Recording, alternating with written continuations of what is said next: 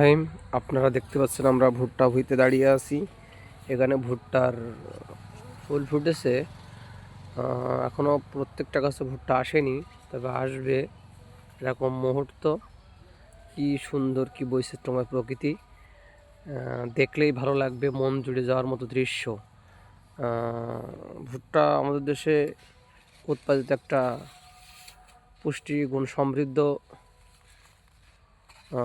খাবার, যেখান থেকে এটা এমন একটা খাবার যেটা মাড়াই করে পিষেও আমরাও খেতে পারি, আস্ত অবস্থায় পুড়িয়েও খেতে পারি, আবার এটা মাড়াই করে গরুদেরও খাওয়ানো যায় আর কি, খেতে পারে। তো ভুট্টা আসলে একটা পুষ্টিগুণ সমৃদ্ধ ফল, এবং এর এই পাতাগুলো দেখুন কত সবুজ এবং কত বৈচিত্র্যময়, কি সুন্দর। মনে হচ্ছে না সবুজের সমারোহের মধ্যে দাঁড়িয়ে আছি। কি একটা অস্বাভাবিক সুন্দর প্রকৃতি, আসলে খুব মনোরম, মনোমুগ্ধকর, নয়নাভিরাম, খুবই সুন্দর লাগছে দেখতে। এবং ভুট্টা গাছের উপর দিয়ে আমরা দেখতে পাচ্ছি যে মেঘনে গাছের মাথা দেখা যাচ্ছে, সেটা যেন আরও সুন্দর লাগছে।